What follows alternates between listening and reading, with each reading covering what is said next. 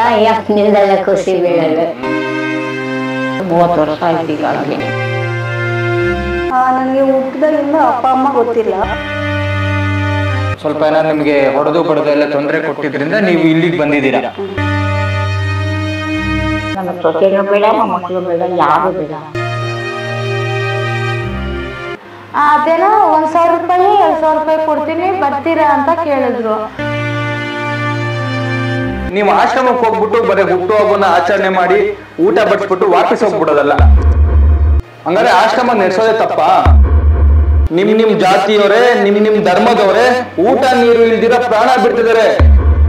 ಹೊಟ್ಟೆಗೆ ಇಟ್ಟಿಲ್ಲ ಅಂದ್ರೂ ಜುಟ್ಟಿಗೆ ಮಲ್ಲಿಗೆ ಅಂತ ಹೇಳ್ತಾರಲ್ಲ, ಆತರ ಮಾಡಕ್ ಹೋಗ್ಬೇಡಿ. ಒಂದು ಅಂಬೇಡ್ಕರ್ ಫೋಟೋ ಹಾಕಿದ್ರೆ ನೀವ್ ಇಂಥ ಜಾತಿಯವರು.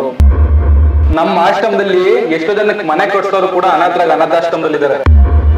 ಸೂರ್ಯ ಚಂದ್ರನ್ಗೆ ಗ್ರಹಣ ಅನ್ನೋದು ಬಿಡಲ್ಲ, ಇನ್ ನಾವು ಮನುಷ್ಯರು ನಮ್ಮನ್ ಬಿಡ್ತದ?